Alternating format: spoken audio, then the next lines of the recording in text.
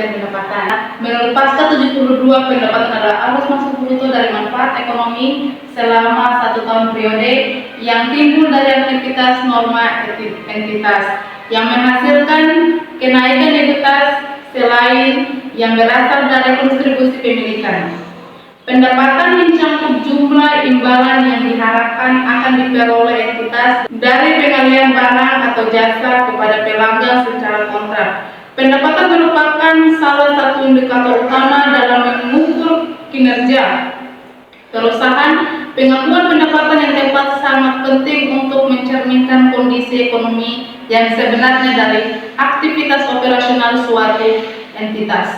Yang berikut adalah 5 langkah pengakuan pendapatan. Pendapatan dari kontrak dengan pelanggan Pasca 75 disarankan pada National Financial Reporting Standar 15 dan mengetahui 5 langkah utama dalam pengakuan pendapatan. Yang pertama adalah identifikasi kontrak dan pelanggan. Yang kedua adalah identifikasi kewajiban pelaksanaan. Yang ketiga yaitu pendapatan harga transaksi. Yang keempat yaitu alokasi harga kewajiban pelaksanaan. Dan yang kelima yaitu pengakuan pendapatan saat kewajiban pelaksanaan dipenuhi. Yang berikut adalah tujuan dan ruang lingkup Pasca 72. Yang pertama adalah tujuan. Tujuan dari Pasca 72 adalah untuk menetapkan prinsip-prinsip yang harus ditetapkan oleh suatu entitas dalam pelaporan informasi yang berguna kepada para pengguna laporan keuangan tentang sifat, jumlah, waktu, dan ketidakpastian dan pendapatan. Dan yang berikut adalah ruang lingkup Pasca 72.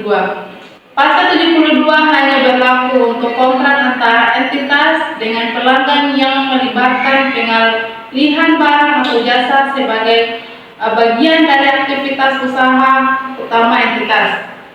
Standar ini mengatur secara menyeluruh bagaimana pendapatan diakui berdasarkan prinsip pengendalian dan 5 langkah pengakuan pendapatan.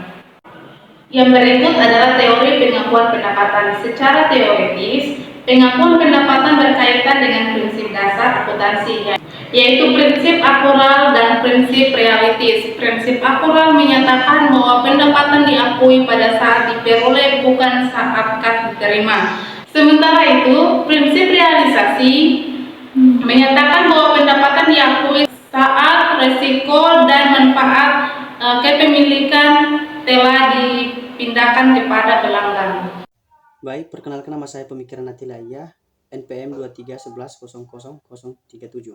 Baik, di sini saya akan menjelaskan menurut teori akuntansi keuangan, pendapatan harus memenuhi 2 kriteria utama agar dapat diakui. 1.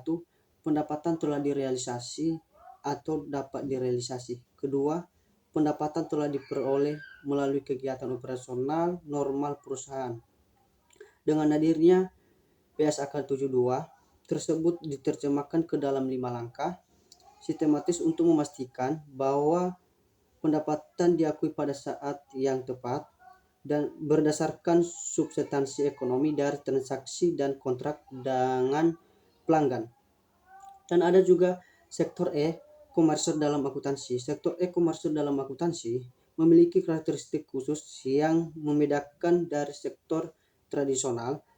Transaksi di sektor ini bersifat digital dan real time dengan volume tinggi dan nilai transaksi per unit yang relatif kecil. Dan ada beberapa karakteristik transaksi e-commerce. 1. Volume tinggi dan nilai kecil. 2. Dilakukan secara digital. 3. Pembayaran elektronik. 4. Pengiriman barang atau jasa. 5. Risiko pengembalian dan pembatalan. 6. Pihak ketiga terlibat. 7. Promo dan diskon. Dan ada penerapan PSK 72 di komersial. Penerapan PSK 72 pada sektor e-komersial mengikuti prinsip pengakuan pendapatan saat pengendalian atas barang atau jasa berpindah ke pelanggan. Langkah-langkah implementasi ada beberapa, yaitu 1. mengidentifikasi kontrak dengan pelanggan. Dalam e-commerce, kontrak dianggap terjadi pelanggan penyelesaian proses pembelian di platform dan penerimaan konfirmasi.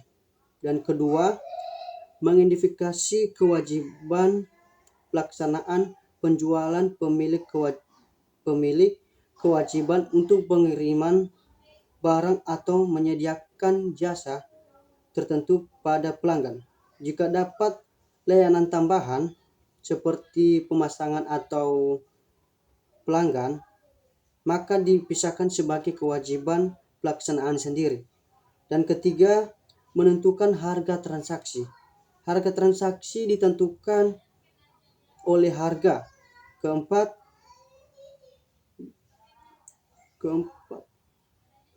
mengalokasi harga transaksi jika terdapat beberapa produk.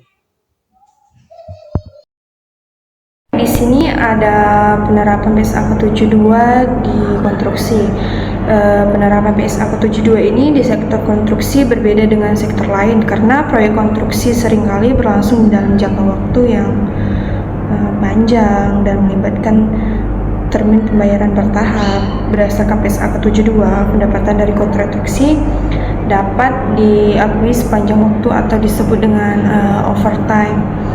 Jika memilih salah satu dari kriteria pengakuan overtime, terutama ketika aset yang dikonstruksi tidak memiliki alternatif atau penggunaan dan kontraktor memiliki hak atas pembayaran. Selanjutnya ada langkah-langkah penerapan PSAK 72 di konstruksi. Yang pertama ada identifikasi kontrak dengan pelanggan, dan yang kedua ada identifikasi kewajiban pelaksanaan, dan yang ketiga ada penentuan harga atau transaksi, dan yang keempat ada alokasi harga kewajiban pelaksanaan, dan yang kelima ada pengakuan pendapatan berdasarkan progres penyelesaian. Selanjutnya ada beberapa dampak penerapan PSAK 72 terhadap laporan keuangan.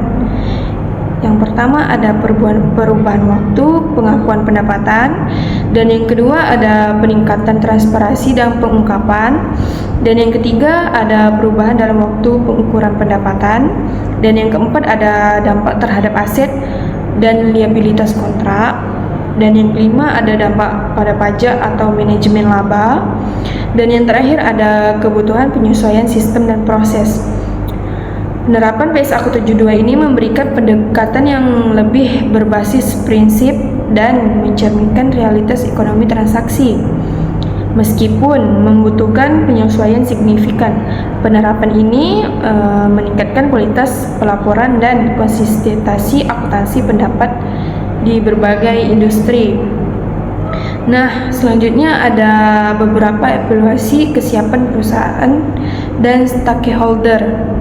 Yang pertama ada kesiapan internal perusahaan, dan yang kedua ada kesiapan manajemen, dan yang ketiga ada kesiapan stakeholder eksternal, dan yang keempat ada tantangan implementasi, dan yang terakhir ada upaya dan rekomendasi.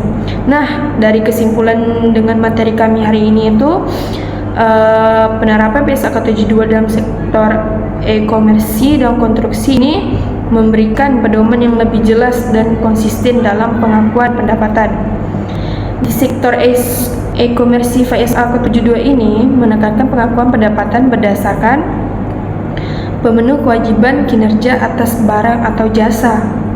Sementara itu, pada sektor konstruksi, pengakuan dilakukan berdasarkan progres penyelesaian proyek. Hal ini meningkatkan transparansi, akurasi laporan keuangan, dan keseragaman antara perusahaan. Baik, sekian presentasi dari kelompok kami. Saya ucapkan Assalamualaikum warahmatullahi wabarakatuh.